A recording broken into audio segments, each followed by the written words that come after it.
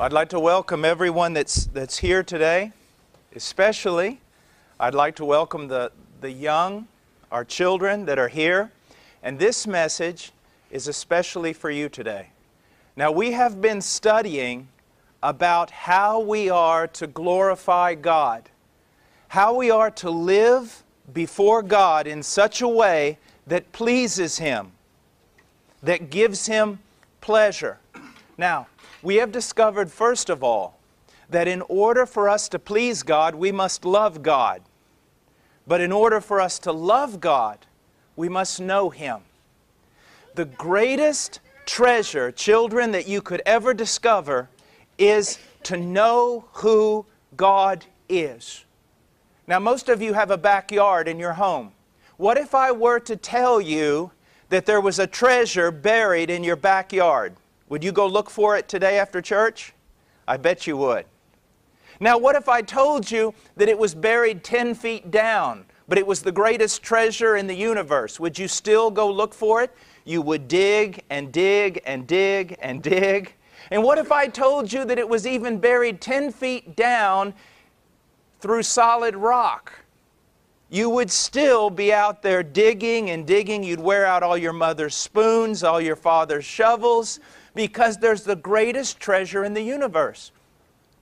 But the greatest treasure in the universe is to know God, to know Him.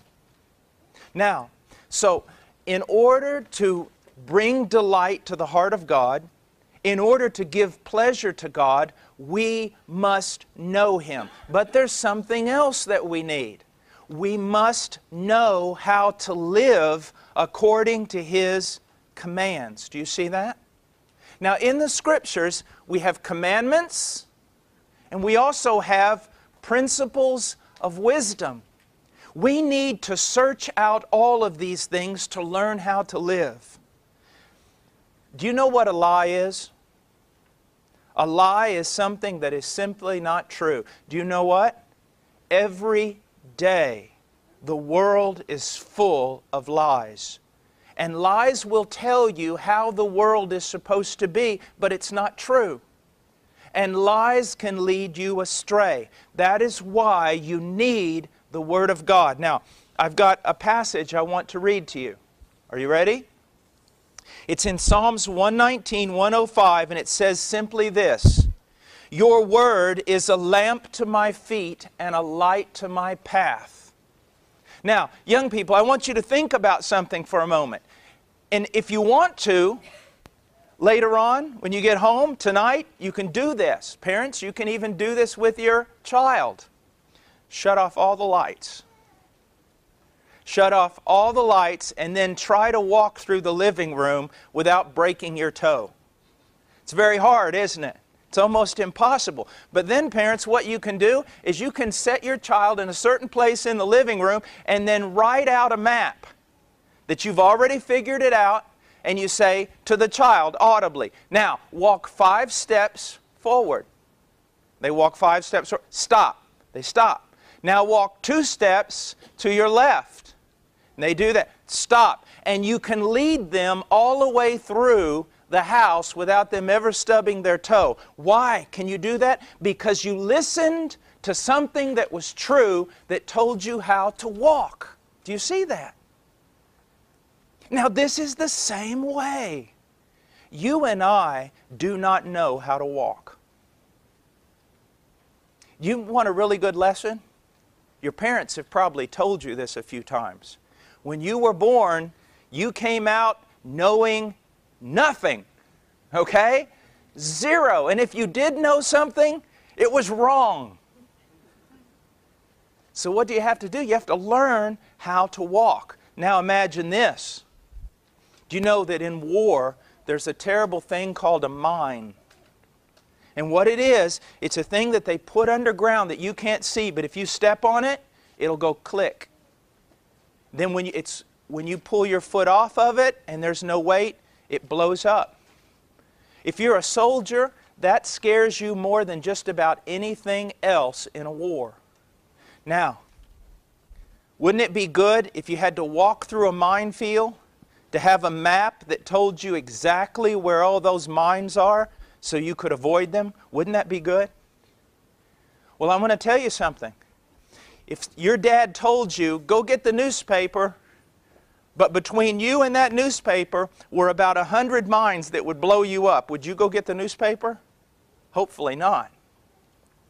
But if you had a map and you said, okay, I can go 2 steps forward according to this map. Uh-oh, there's one. Now I need to go over this way. Okay, I'm all right. Do you see? Now, let me tell you something. Most people who call themselves Christians today do not do what I'm telling you right now. They say they believe in Jesus, and then they live on the broad way. They walk in a way that seems right to them. And you can even go to them with the Bible, and if you tell them something the Bible clearly says, they'll get mad at you. We don't want to be that way. We want to believe in Jesus and do what He says, because what He says will bring Him pleasure if we obey it, but it will also save your life. If you want to give God glory, then study in His Word what He says to do and do it.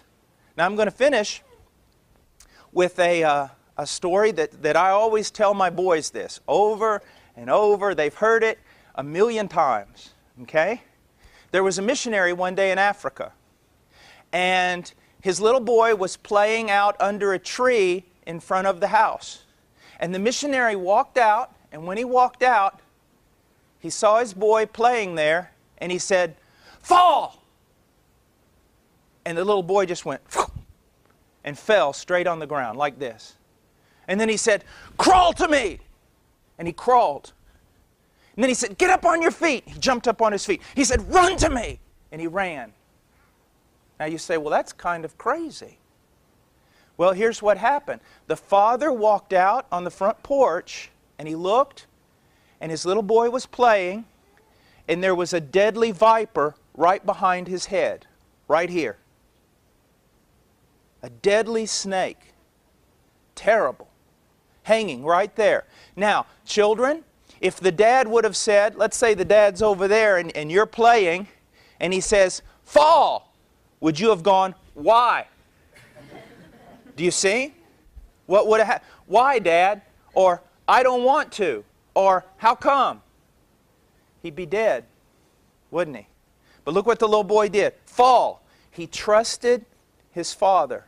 Now, fathers, if you're going to demand this kind of trust, mothers, you better be trustworthy. Fall. He fell. And then crawl. He crawled under the snake. Run to me. He ran. This is good, parents, for us too.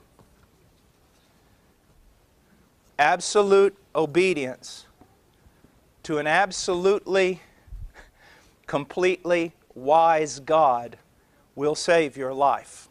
Will save your life.